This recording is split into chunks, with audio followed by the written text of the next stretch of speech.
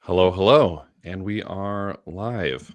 Welcome, everybody. Welcome, everybody, to the live stream. I am incredibly excited for the call that we're going to be having today. I am here joined by Charles, the CTO of Ledger, one of the most popular hardware wallets in the entire cryptocurrency ecosystem. Charles, so glad to have you here. How are you? Yeah, I'm very good. Thank you for having me, and I'm really looking forward to discussing all these topics. All right, great. And hello, everybody in the chat. If you're in Twitter or YouTube and you leave a comment, we can see those. So if you have any questions as we go through with this, please feel free to do so. Yeah, so Charles, we spoke a little bit before we started going live here. There's 100,000 things I want to talk to you about. But I kind of want to start high level. Charles, yeah, could you introduce yourself, introduce Ledger? What do you do? What are you working on? Yeah, sure. So Charles Guillemet, CTO at Ledger. My background is cryptography and security. And to be honest, those are topics I'm interested in since I'm 12. When I got a computer, the first thing I did was to try to understand how these things work and if it's possible to hack them. Hacking was a hobby for me. And then I worked in security, hardware security area for my whole career, either trying to design secure solution based on hardware or trying to break them. I did both.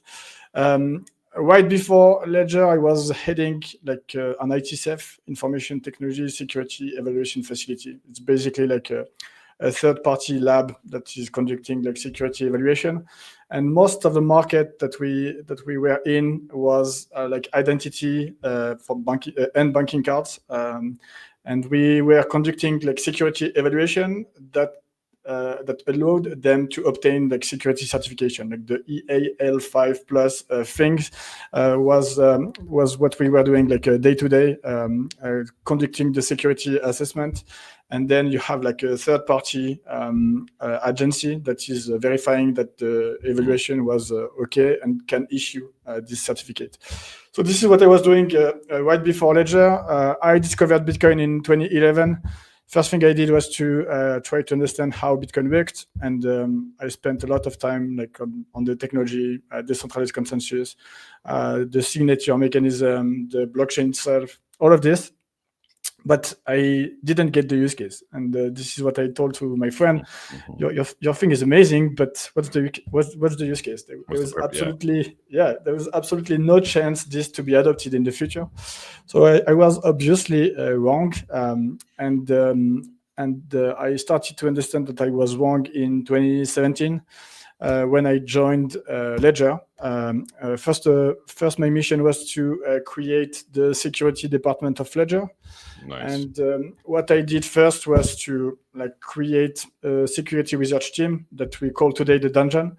And this team is really in charge of trying to find vulnerabilities on our product. This is what they do like day to day.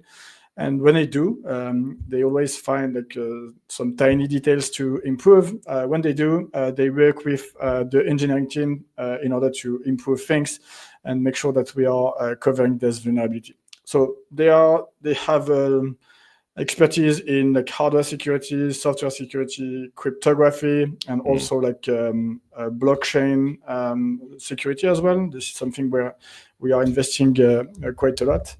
Yeah. So started with this team. After I created a certification team, then we can recognize my background before. Because I was thinking like everyone is claiming security, and we have like a big advantage compared to others because we are using like secure element technology and high level of security. And I thought that was important to provide evidences that we are secure, because it's very easy to claim security, but I thought it was better to provide evidences. So that's why we went through security evaluation to obtain certification. The secure element that we are using is certified, but the product as a whole, the hardware wallet, are also certified. So actually, can I pause you there, because this is one of the first questions. So so I've been doing a lot of wallet reviews, and then pretty much everyone who's watching this watches because they're technical in some sense, or maybe they're just a hardware wallet people and they want to learn more about their hardware wallets. But so a lot of hardware wallets, they use the EAL rating as a marketing piece. Oh, we're EAL 7 certified, we're EAL 6 certified, we're EAL 5 certified. And looking into what that means from my perspective, so most of my work has been in smart contracts, right? I can look at a piece of code and I could say, yeah, okay, they're using formal verification, but I also know at the same time, like, that doesn't really mean anything at the same time. Like, it doesn't really mean that they're secure. It's just like, oh, it's one of the testing methodologies, cool. And so I look at something like EAL ratings where it says, oh, they've been like comprehensively tested, and I'm like, coming from the smart contract world, that doesn't really mean anything to me. Like, so how important is this? Does this matter? Like, what is this EAL rating? Like, what does it really mean? So this kind of certification was introduced for government and banking application, like your passport, your banking card, and really the idea is to make sure that there's banking cards or passport have like a significant level of security, such that an attacker, like even with a physical access to the device, will have that will be very difficult for such an attacker to extract the secret that are inside. When it comes to banking application, the secret belong to the banks. It doesn't belong to the user, but to the banks. When it comes to passport, secret belong to the state, not to the citizen. When it comes to hardware wallet, the secret belongs to the user. So this is an interesting difference. And to your point, like EAL 5 plus, 5 plus, 6, 7 is about the same. As soon as you have a 5 plus, you have the highest level of security when it comes to like attacks. 6 and 7 is more like doing paperwork to prove that you did even more than what is required. Right, because the certification doesn't necessarily mean like you can't get hacked, right? We've seen hacks happen on like EAL 5 plus rated wallets. Yeah, so EAL 5 means that the circuit itself has a high level of resistance against attackers with a high potential. High potential meaning like a high level of knowledge, meaning like a high level of equipment and money, time. Like this is what it's about. And then when you build a hardware wallet using EAL 5 plus type of device circuit, it really depends how you use the secure element. And this is where like Ledger is very different from its competitors, because we are using the secure element exactly as banks and government are using it, meaning that we are loading our own operating system inside the secure element. And all the logic, the Bitcoin application, Ethereum application, all this logic is running inside this secure element. Right. Meaning that you have like 3 important properties. First of all, like the cryptographic materials, keys, private keys, all of this is generated within the secure element and never leave the secure element. The second one is that the cryptography is implemented within the secure element so that the secret doesn't have to leave the secure element. And the third one is the display itself, which is directly driven by the secure element. So this is the architecture that we built, and we think this is the highest level of security that you can create today. And there are some like hardware wallet in the space that have a secure element, but none of them are like having the 3 properties I mentioned. Like most of the time, what they do is storing at rest the secret within the secure element. They use it at the secure memory, and they implement everything like the cryptography, the Bitcoin logic, the Ethereum logic in the MCU. MCU is a microcontroller unit, and this is like a standard type of circuit, the same circuit that you will find in your remote controller for the TV. And like this is a very generic circuit, mostly because it's easier to develop on this kind of MCU.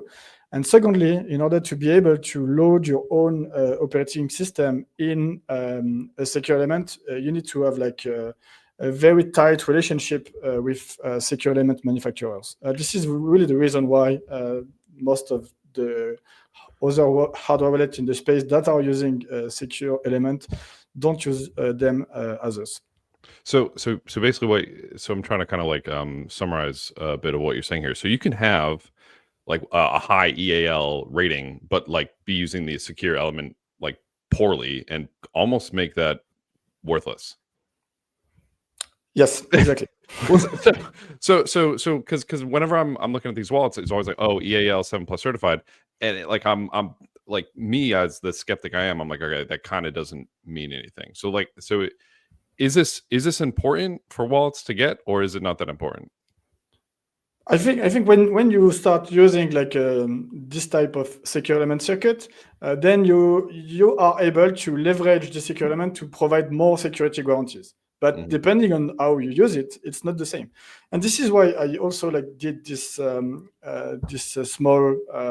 parenthesis at the beginning, saying that we are using like certified circuit, certified secure element, but our products are also certified. Like we went through security certification for the whole product, not only like the secure element. So the secure element is certified. The whole product is certified. Obviously, you have your own security team. So let me ask you this then. So the secure element, because this is something that a lot of wallets market as well. Oh, we're using a secure element. Oh, we're using dual chip technology. Oh, we're using, blah, blah, blah. Whenever I talk to the issue I typically have with secure elements, and this is kind of, let me backpedal. When I originally was looking into reviewing hardware wallets, I took the same approach as I take with smart contracts, right? Because that's I live and breathe smart contracts, right? So that's where my domain of expertise is. Smart contract land. If I don't know what the code is of a smart contract, I don't use it because it could be doing nefarious things. Yes, I could disassemble the assembly, but like I'm not going to do that. That's a huge waste of my time. I'm just not going to use it. When I look at secure elements, I think the same thing. So secure elements, it's kind of what you're saying. All the cryptography that needs to happen, you want it to happen in this one spot so that you don't accidentally like leak the private key, which is like the whole purpose of the hardware wallet, to keep the hardware, to keep the private key safe. So you want it to happen in this very isolated environment. That's what the secure element is. But I don't most secure elements, I don't know what the code is running in there. How important is this? Why is it important for the secure element to be closed source? What are the what are the technicalities of the difficulties of working with the secure element? So first of all, I'd like to say something about the fact that when you are running code inside the secure element, you have strong guarantee of code integrity. And this is very, very strong because you are mentioning like smart contract. With a smart contract running on the blockchain, you just have to see it on the blockchain, and you are sure that this will be like this code that will be executed. When it comes to doing this on hardware, it's much more difficult because you have no real idea on what is running inside the device. In order to have guarantees in this area, it's really, really difficult. You can put everything open source if you want, but how can you ensure that the code is running inside your device is the same that we reviewed? It's extremely difficult, and it's even more difficult when it comes to open hardware. There are plenty of projects that are targeting to create like open source secure element, or open hardware, this kind of thing. But the big problem is that you can open source everything. It's very difficult to do this. But the problem is you will have the source code on one hand. On the other hand, you will have the device, and you will have like absolutely no guarantee that these two things are the same. And this is a fundamental problem in open hardware, because when you think like open source software, I love open source software. I'm a big defender of open source software forever. The thing is, you go on GitHub, you clone the repository, you like audit everything, you compile it if it's native code, and then you have strong guarantees that what you are running is what you audited. And this is why you like open source as a security expert. there are plenty of other advantages using open source, but for security, you have this guarantee. When it comes to hardware, it's very difficult to have this kind of guarantee because you don't know what's running inside the hardware. And using a secure element gives you like strong guarantee in terms of code integrity. Actually, it doesn't give you as a user, but it gives us, Ledger. As Ledger, we have like strong guarantees that every single device in the world that was shipped and manufactured by Ledger is running legitimate Ledger code. And this is a very important guarantee that we have. And I think, so for me, the most important properties that we have using secure element is, first of all, it's extremely difficult to extract the secrets that are inside, even with physical access. And the second one is the fact that Ledger, we are sure that the code that is running inside is our code.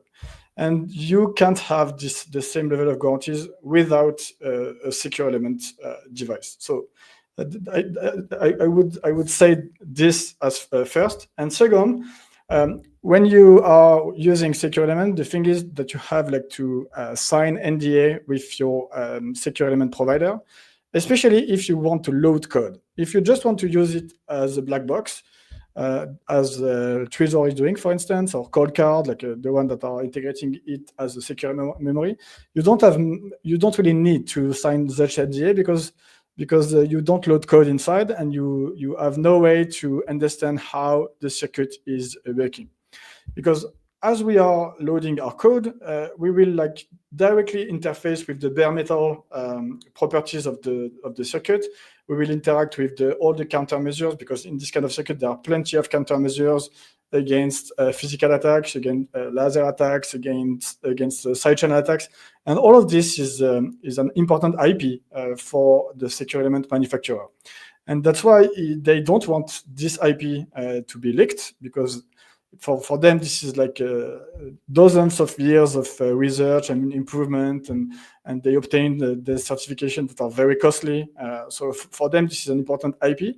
And if we would open source all our code, the thing is we would give like plenty of like proprietary information on how the secure element itself is working, like meaning the countermeasure, meaning like the MPU, like all those like low-level implementation that are proprietary to our manufacturer, we would leak them. However, what we can open source is the application. Like Bitcoin application is open source, Ethereum application is open source. Like all the applications that are running on the operating system are open source.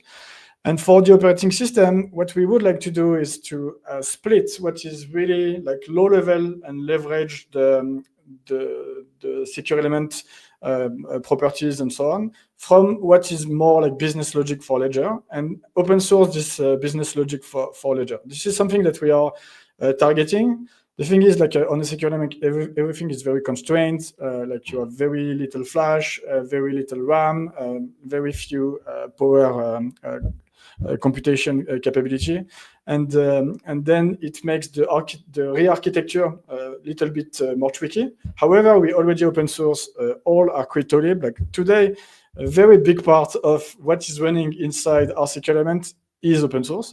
And secondly, we have like strong guarantees that what is running in the secure element is the code that was issued by Ledger.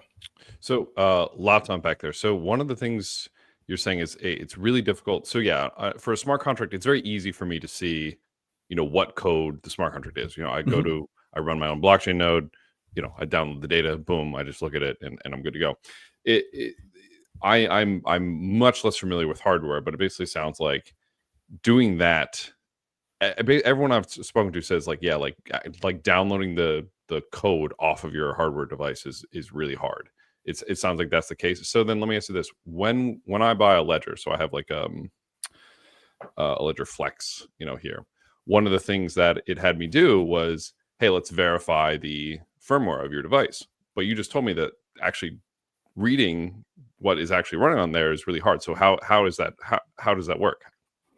So during the manufacturing of these devices, so we have a very strict supply chain methodology with everything is controlled.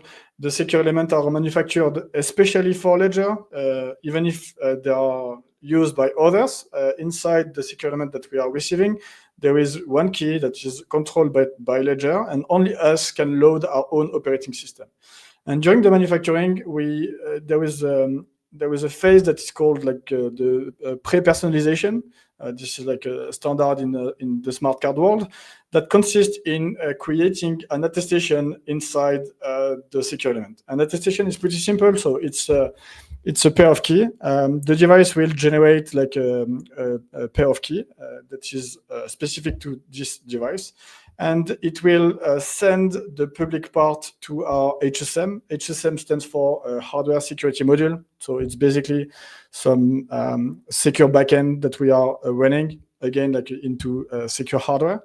And the HSM will sign this public key, and that create like a certificate that we call like attestation. And this signed public key is then stored inside the flash of the device. And then you will receive your device, and as soon as you receive it, you will generate your seed and create your secret with it. And then you will connect your Flex to Ledger Live, and there is a step that consists in doing like a genuine check. And a genuine check is actually like a cryptographic mutual authentication between the secure element itself and Ledger HSM. So mutual authentication means that the secure element is proving that it's a Ledger One, a legitimate Ledger One, because it has this like attestation, and vice versa, meaning that the HSM is proving to the secure element that it's a Ledger One. And Right. when this mutual authentication is established, then we can mount what we call a secure channel, like doing like ECDH with ephemeral keys. Like for those who are familiar with cryptography, that will ring the bell. But basically, when both parts are authenticated, then we can create a secure channel where everything is encrypted, and then we are using this secure channel to simply like provide like firmware upgrade, also to download like Bitcoin application and this kind of thing. This is what we are using. So makes sense. So the summary here is kind of like there's a bit of cryptographic magic that goes on to make sure that the device is actually authentic. And when I do that verification, my device isn't downloading like the firmware to like double check that it's downloading like a hash essentially, like some type of like simple cryptographic proof.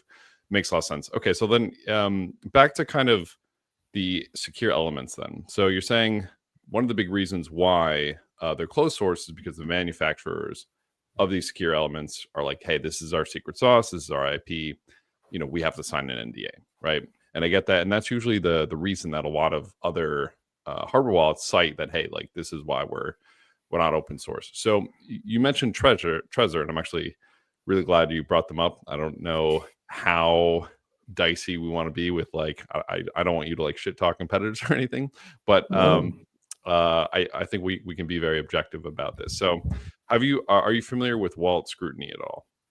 Yes, definitely.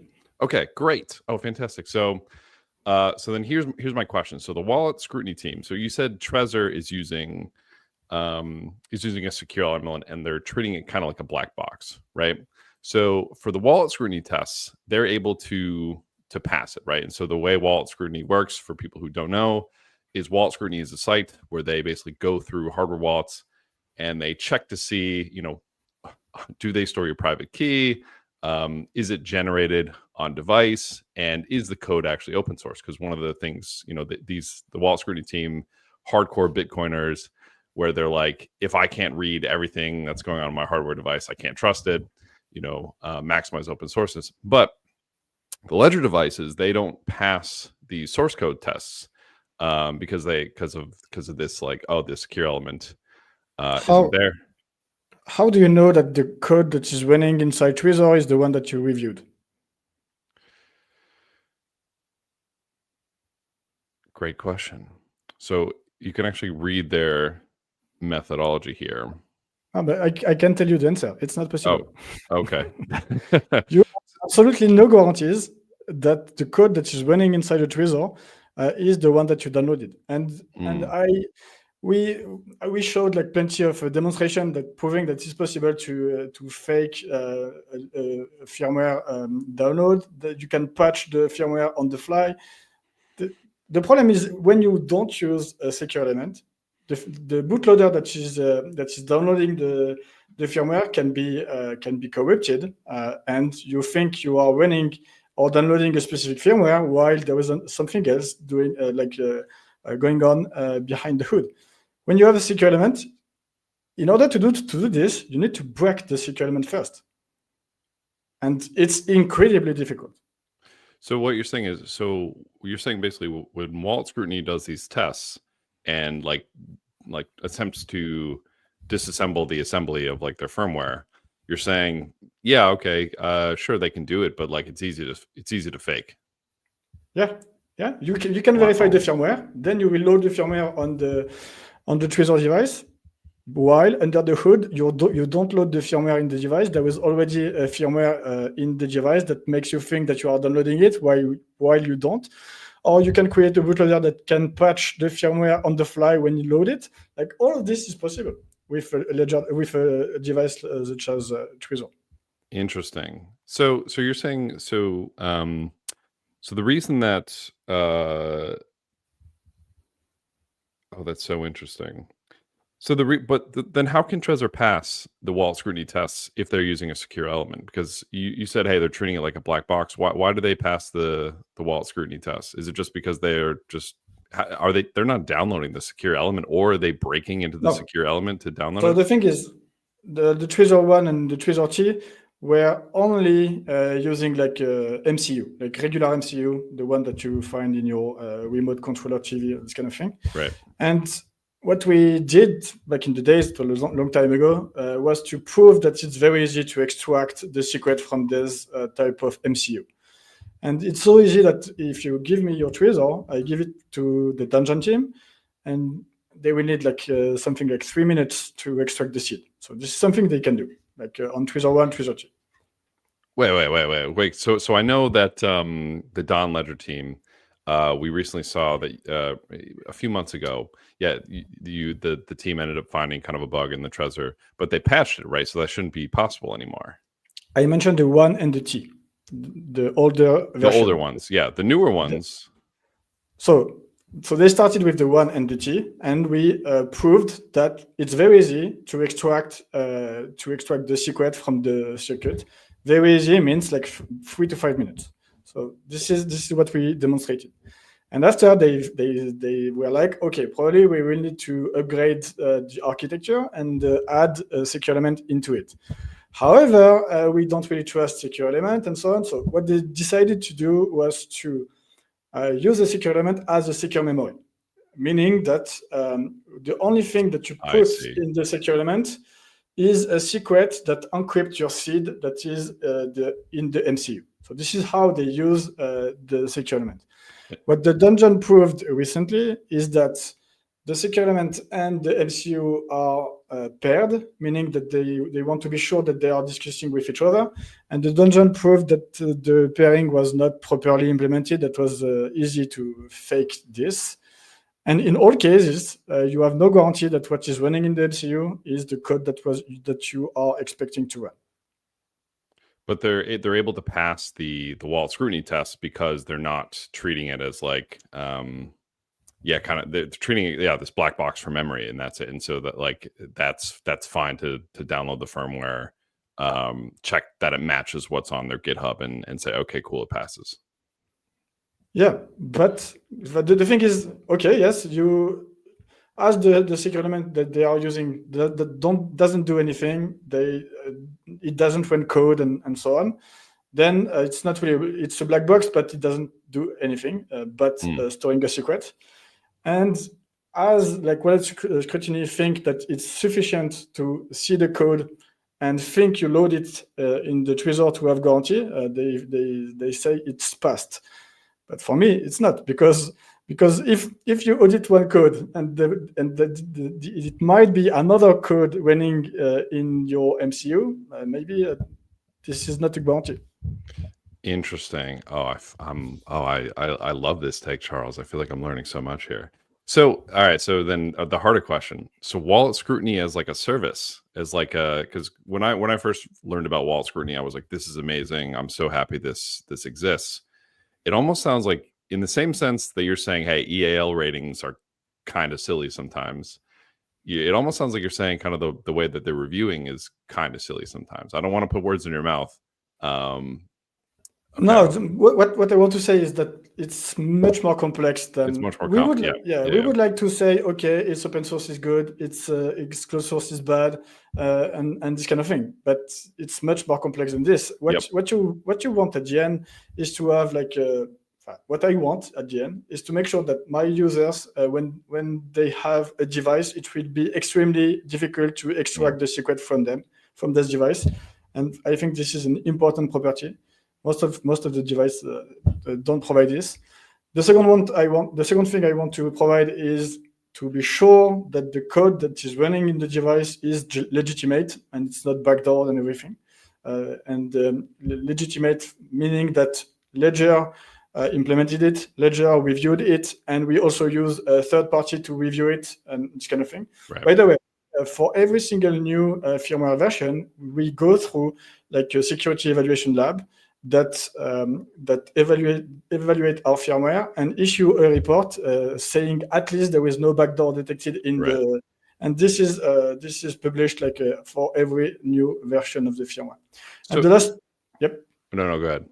And the last thing I want to provide to my user is strong guarantees that what they are signing is what they expect to sign, and that's why like the secure display is like very important. So this is kind of an issue I have with smart contracts too, right? When it comes to smart contracts, I almost have this very kind of hard line that I take with complex transactions where I go, hey, if you haven't read the contract, like you shouldn't send the transaction. And that's kind of a ridiculous ask for most people, right? Like if someone's just like, hey, I just want to use Aave, I just want to use, Uniswap, me saying, oh, well, you need to, you need to go on site for an updraft, you need to spend 6 months, you need to become a security expert to send this. That's like kind of crazy. It sounds like in order for a user to choose a good hardware wallet for their needs, there's a lot of technicalities, right? There's a lot of things that they need to consider. Do users need to have this high level of expertise to really feel comfortable choosing a hardware wallet? Or maybe even more simply, what should less technical users keep in mind? What are the most important things for them to choose a hardware wallet? First of all, when you are using a hardware wallet, you are far more secure than anything else. This is the first thing I'd like to say. If you are leaving your keys in your browser extension or a software wallet or this kind of thing, like you will get wrecked at some point. There is absolutely no doubt. It's just a matter of time. So this is the first thing I want to say. So any hardware wallet will be better than this. Then the second thing is if your hardware wallet doesn't have a display, it's just a security theater, because you might think that you are signing a transaction while there is another transaction behind the hood.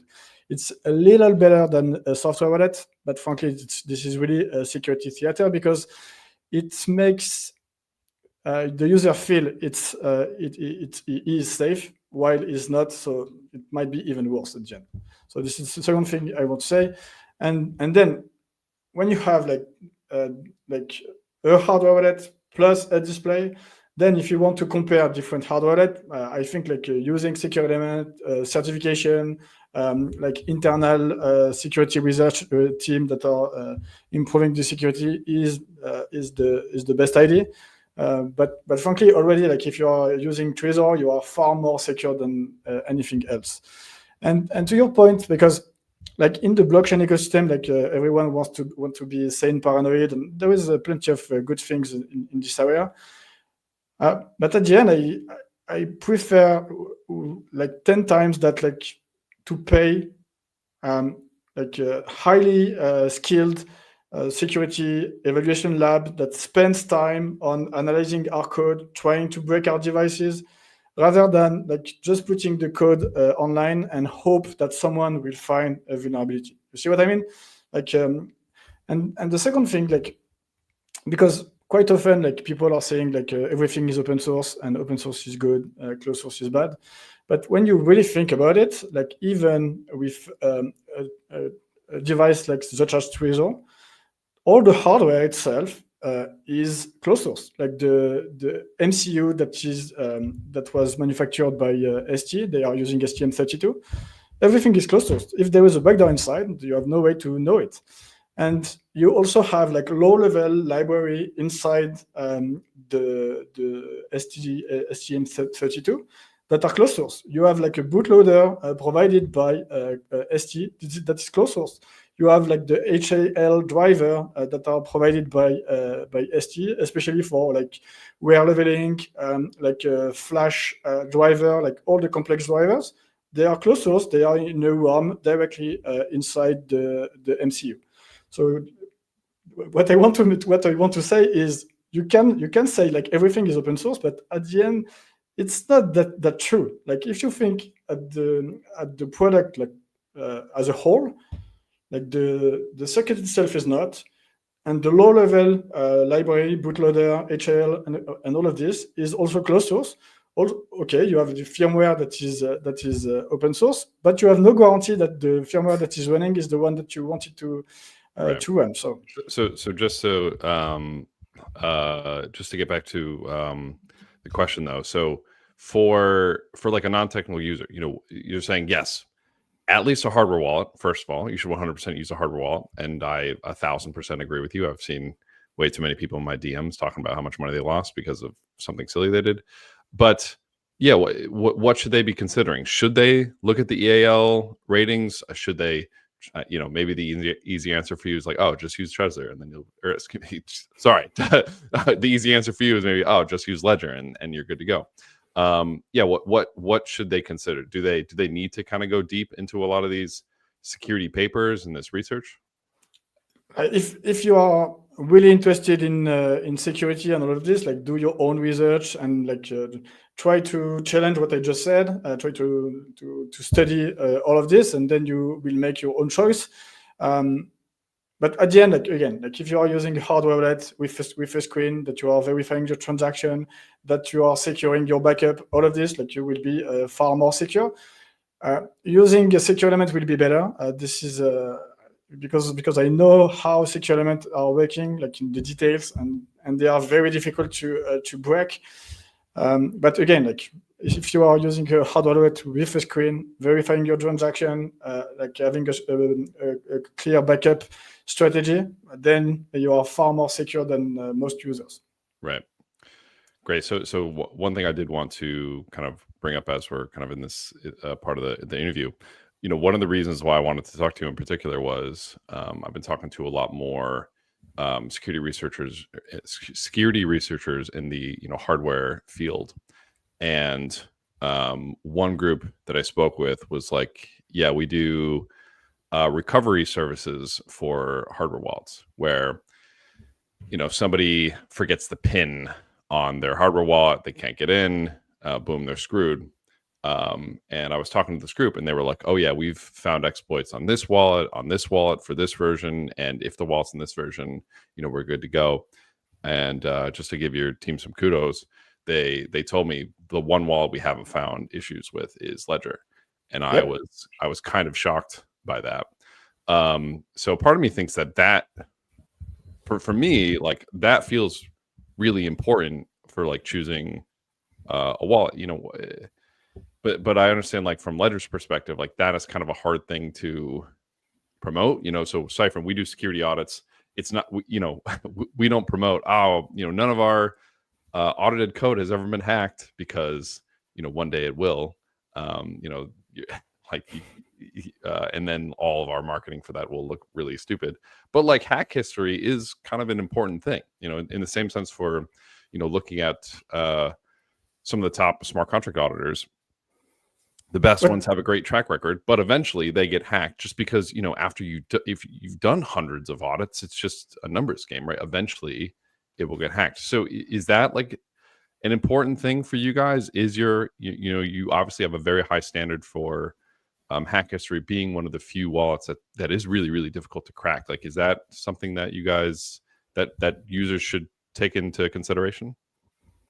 Yes, definitely. And what you just because again, it's very difficult to prove security. Like it's very easy to claim it. Like we are the most secure, and very difficult to prove. And for us, there are like and for me, there was one thing that's really important to say is like you never claim being 100% secure. Like sometimes like the marketing team would like to say that we are the most secure, we are unbreakable, we are unhackable, and all of this.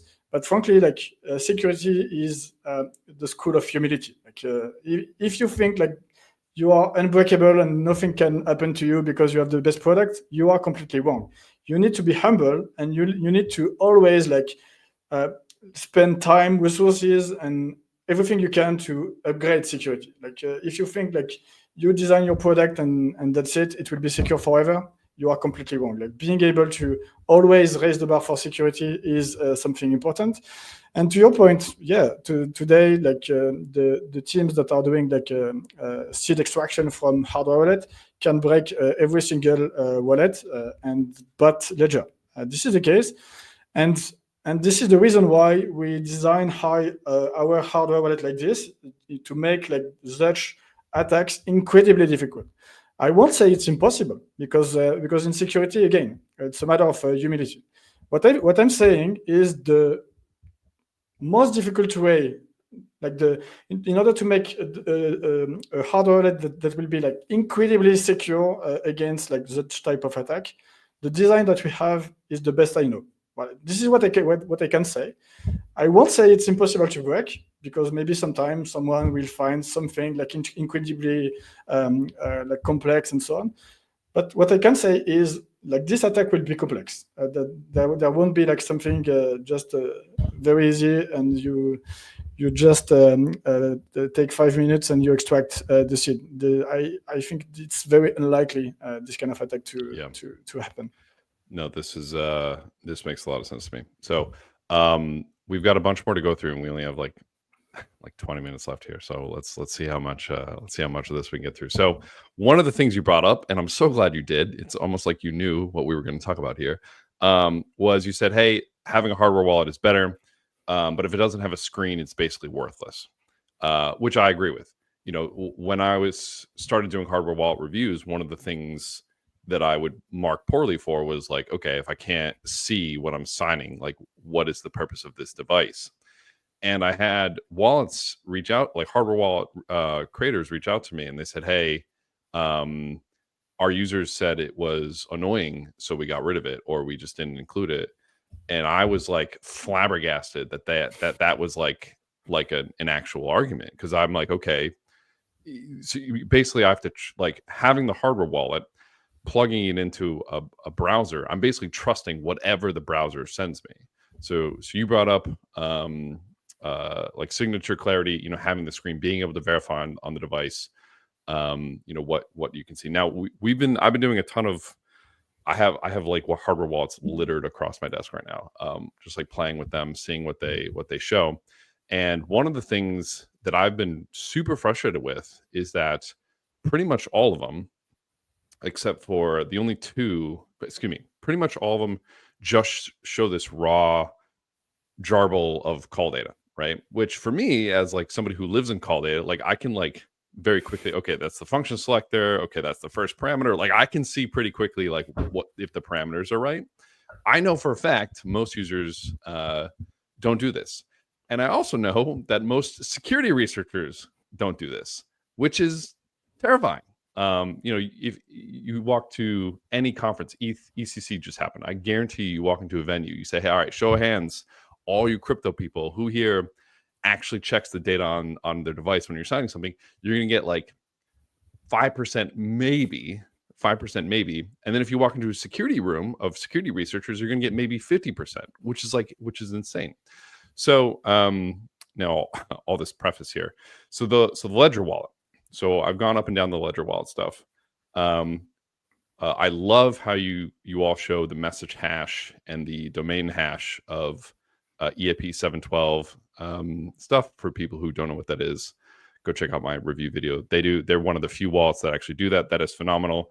But what you don't do is call data decoding or some other type of transaction signing intent. Just to throw out some comparisons, the Grid plus Lattice One, they do a great job of decoding call data. For very complex transactions, it kind of falls apart. But for really simple ones, you can see pretty clearly on there. Keystone, they just did a big upgrade after I kind of told them that it was broken. And you can see stuff on there. But other than those two, it's really difficult to verify transaction intent. So I know Ledger, I know you all have been doing a lot of work on this, but I also know that the current state, I have a video. Great, I love this device, but it's really, really difficult to verify what I'm signing. So yeah, what are you all doing to work on that? How important is that? Yeah, thank you for asking me this question. So how important it is? It's very important. Again, when you are signing a hash, maybe you are signing the transaction you wanted to sign, but maybe you are signing away all your assets. This is something completely possible, and it happens, unfortunately, every day. So this is something that needs to be avoided at all costs. So this is the first thing I can say. The second thing is, Ledger is supporting so many different chains, so many different protocols, so many different tokens, and so on. And when we are integrating a chain, having the basic clear signing capability is really important. And back in the days, that was pretty simple. On Bitcoin, you can send, receive, and this is mostly this. Now with Miniscript, you can do a little bit more than this, but it remains simple. With Ethereum at the beginning, it was the same. You could send and receive. After we had the staking capability, and all of this is properly clear sign. I won't mention all the other chain, but we always have at least a send, receive, stake that is completely clear sign on the device. Clear sign mean that you can verify your address on device. When you send money on this chain, you can see that you are sending this amount to this address and with this fee, and all of this is properly displayed. Same with staking. When it comes to smart contract interaction, it's much more difficult to make this happen. Let me explain a little bit, because smart contract is basically a program that is running on chain. And when you are interacting with smart contract, you are calling a program. And this program can be arbitrarily complex. There is absolutely no constraint. So the thing is, the device will receive a transaction, which is simply a method call on this program. But the device itself has no idea what is this program, because this program is on chain. And the device is offline, and it has no access to this smart contract. So this is the difficulty you have. So that's why if you don't do anything, you just receive a raw transaction to be signed, and then the device can just display the hashes, and that's it. And again, don't blindly sign hashes. So what we did to solve this problem is to create a standard that is called the ERC 7730. And basically, this standard is pretty simple. It asks all the dApp developer, or all the smart contract developer, to give us a high-level description on how their program is working. What's the name of the method? What are the name of the parameters? What are the type of the parameters? And it will create a JSON file, which is data structured file that describe how the smart contract is working.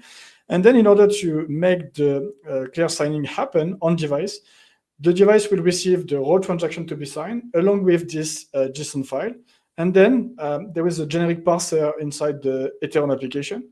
And this this one, this is an example of this. This generic parser will be able to display on device that you are interacting with Aave. You are calling a method for depositing. Exactly.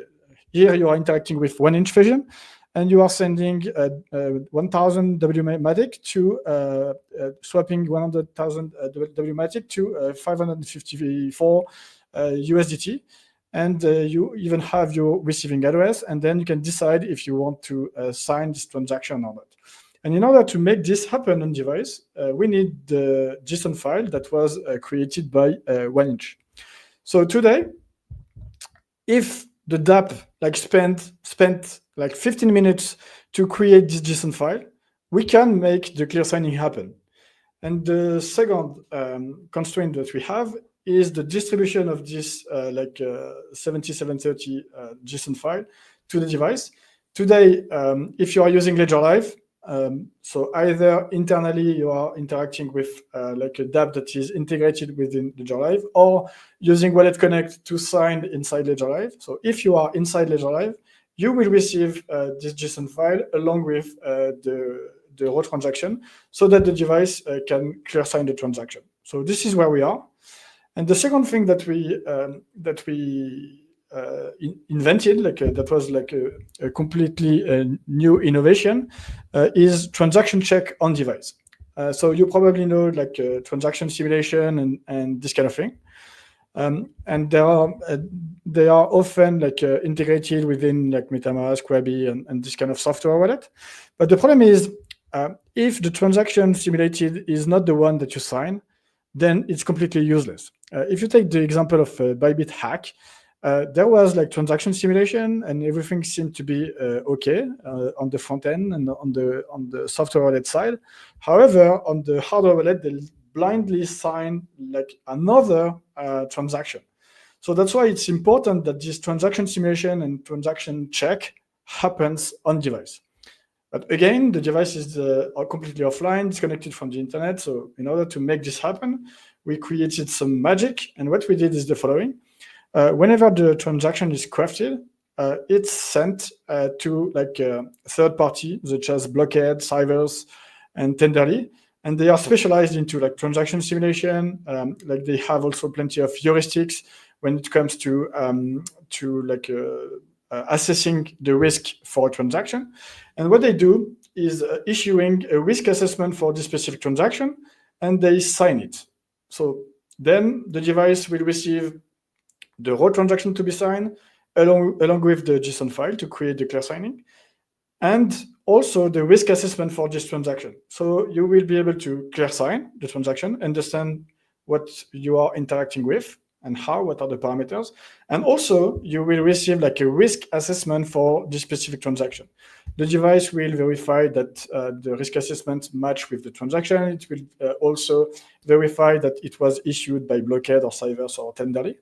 And then it will display like a critical threat, or there is a risk for this transaction, or no threat detected. And we launched this feature only 2 months ago. It's only available on our newer devices like Stacks and Flex. And in only 2 months, we simply saved 20 million. So this is a very, very good feature. And yeah, we are very proud of this.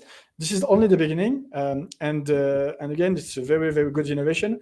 Against this, it becomes really difficult for an attacker to trick users into signing malicious transactions. So this is fantastic. Yeah. So the two big features here, where you're saying are, so number one, 7730, which through Ledger Live, you can basically decode the call data with some added stuff, right? Which is really nice, because anybody who's watched any of my videos on decoding call data knows that even that can be quite dicey, because maybe you have like Uniswap is a good example. Like the Uniswap functions are like disasters if you don't know what they are. Like a normal user isn't going to know what's going on. Or like even a safe wallet multi-sig transaction, right? Like you have nested decoding call data, nested, and they become quite disastrous. So the fact that you're kind of saying, okay, cool, let's have this other kind of decoding format to make it, much more readable, makes a lot of sense. So that's feature one. Feature two, this transaction check thing, which you said is also through Ledger Live. Yes. Right? So like, yeah, browser wallets like MetaMask and Wabi, they have integrations with threat intelligence companies like Blockade, like what you said, and they also do nested decoded call data. But all of this is done on the software. Yes. So if you have a malicious, like if you have a malware on your computer or anything, You're screwed. you're screwed. Yeah, you will think that you are signing a transaction while it's another one that you sign. I'm so glad you said that. So my initial feedback to all this, or my initial pushback then would be, okay, well, this is all happening on the Ledger Live device. That's a piece of software. My gut says, okay, well, I don't want to trust my Ledger Live software. You don't have. I don't It's have on the to. Ledger device. It's on the Ledger device. But the Ledger Live software is the one that's getting the JSON that's making the API calls to make the transaction, and then it sends it to the device. The JSON file is signed by Ledger, so it cannot be corrupted. And the same with the transaction simulation assessment. But you are forcing people to have to use Ledger Live. So if there's any issues with somebody using Ledger Live, like maybe Ledger is leaking IP addresses or any type of privacy concerns there, maybe they would be less wanting to use the Ledger Live device or the Ledger Live software. Yeah. Okay. So for privacy thing, like again, privacy is a matter of giving information and giving the choice. Like everything is completely clear on Ledger Live, and if you don't like tracking or anything, you just have to opt out the tracking, and we won't understand how you use Live to improve it.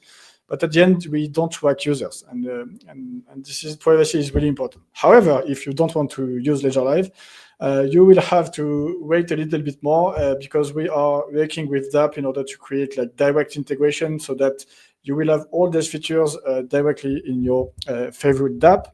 And we are doing the same with Safe and in Safe. The idea is to create the security layer on top of Safe, and being able to display properly the nested transaction of Safe on device again, because this is the only way you can have security.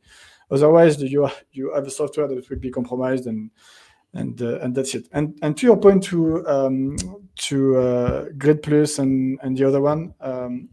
So maybe they are decoding the cold data, but if I'm not mistaken, they are like decoding the ABI. They're using the ABI, yeah. Yeah, but for most users, it's just Gwibish. Like they will see for you, okay, because you understand how a smart contract works.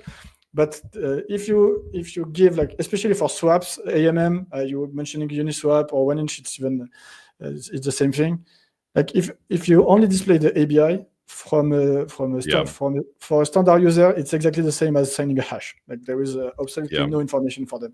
If you go into the MetaMask code, and I have, because of course I have, and you look at how they decode Uniswap, they have got a whole different set of conditionals for decoding Uniswap, because a user would read that and say, I don't know what this is. So we have technically 2 minutes left here. But I did schedule a little bit of extra time in case we went over. Can we go over 10 minutes, or do you got a hard stop?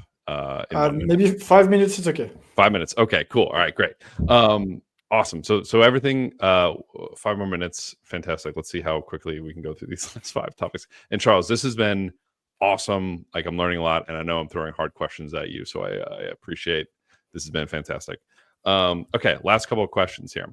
So on the decoding stuff, so now it makes sense, because I have my Ledger Flex, and I'm like, I saw this 7730 things, and I was like, oh cool, I'm going to get decoded call data, and I kept sending transactions, and it kept showing up as call data. I was like, what the hell is going on?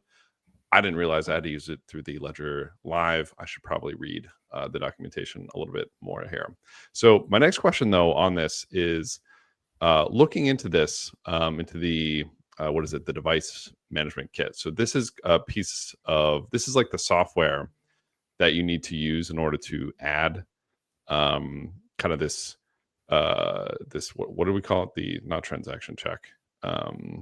Clear signing and transaction check. Clear signing. Yeah. I think you called it the generic parser. Is that what? Generic parser. Yeah. Yeah, the generic parser is the way we are doing it. Yes.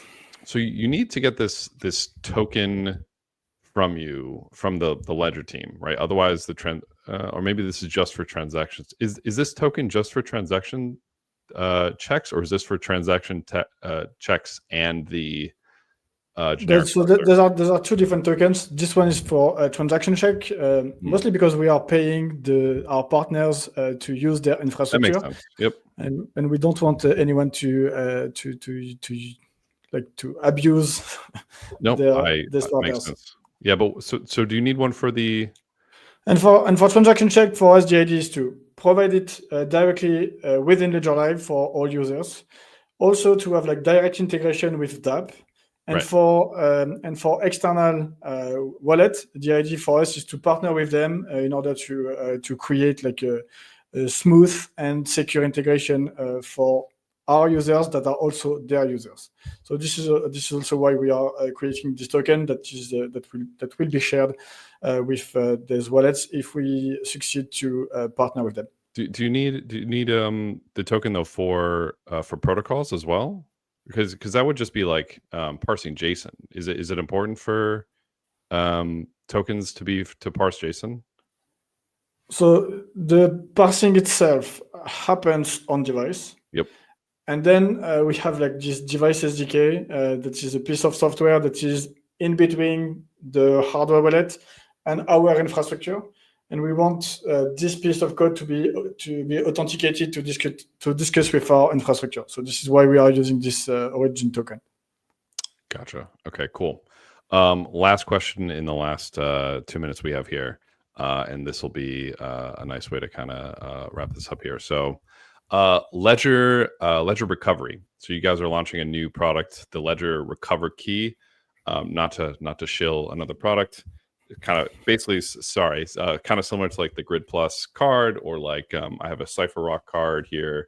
I have all the wallets, like I said. You guys are launching a new Ledger Recover Key, which is going to be I think you showed one at the beginning of the. Hey, there it is, right there. A chip, a card with a chip embedded in it, so that if you lose your PIN, you lose your passphrase, you can use this to kind of to back it up, or excuse me, use this to recover your device. Why did you guys make this? Where did this come from? Again, for me, there are two main things where users must really pay attention. First one is understand what they sign and verify on display what they are signing. And the second one is the backup. Like your 24 hours, your backup is your ultimate safe plan to recover your asset. So backup is really important. And depending on what's your threat model, depending on what your setup, you will need like different options. You have these 24 hours. You can write them down, put them in safe at the bank or wherever you want. You have like Ledger Recover, which is based on your identity to secure your backup into a decentralized way with different partners. This created some drama when we launched it, but it's a great product. And now we are launching this Ledger Recovery Key, which is an additional option that allows to use your Flex or your stacks. And then during the onboarding, or after, if you want, you can create a backup by simply tapping the NFC card behind the Flex. And that's it. So it's PIN protected. So you have to choose a PIN for the specific device. And then you authenticate yourself to this card. You tap it and you can back up on one end and recover on the other end. From a security standpoint, like everything is secure. We are Ledger. We never compromise with security. So we have like mutual authentication between these two devices. It proves it's a legitimate one. It proves it's a legitimate one. Also, it proves that this device is talking to this one. There is a pairing code, exactly such as the Bluetooth pairing. And finally, everything is encrypted between the two, and that's it. It's very simple and secure. And you can imagine plenty of use cases. For instance, it can be you can put your 24 hours at the bank. You can and keep this at home if you need to recover quickly. You can have multiple if you want to switch from one seat to another very quickly. You can do it with this card. Also, you can imagine inheritance setup. For instance, you create your backup within this card. You create a complex PIN. You give this card to your head, and you put the PIN at your notary. It's also possible for inheritance. So, and after that, it's really about your imagination. You can use it in plenty of different ways, probably plenty of ways we didn't even think of, and it's perfect. For us, the idea is really to provide options, and then it's up to the user to choose how to use this product. I love this product as a backup thing. I think it's a great tool to have. You mentioned there was some drama around the other Ledger Recover. I would have loved to go into that drama because that was a very divisive moment in the ecosystem. I've spoken to people and they said that was the worst thing that Ledger could ever have done. But I've also spoken to people and say who literally have told me no, F that. Like, so many people lose access to their key and lose millions of dollars every year. It's good that they had that. So very, very divisive there. I love this because it's a much less invasive addition of that. So I think this is really cool. Well, there's like 10 other things on my list that we didn't get to talk about. But this was still a phenomenal chat, Charles. I really enjoyed talking to you about all this, and hopefully the community and everybody listening learned a lot. I learned a lot about how you all think about security, how important, different features are to a hardware wallet. And I didn't get to ask about, why you guys are still selling that chain around your neck for like holding your Ledger devices. But that's maybe that's for another call when we talk about the Ledger Recover drama. But yeah, like I said, guys, as Ledger is one of the few devices that is consistently not impossible, but very difficult to crack. They've got a phenomenal track record here, and it's been an honor to talk to you, Charles, because you're one of the ones leading the charge, making sure these Ledger devices are so difficult to crack. So thank you so much for being here. Thank you for having me, and that was really a great pleasure. You had plenty of very precise questions, so that was really, really nice. All right, cool. Well, thank you all, and talk to you all soon. Bye all.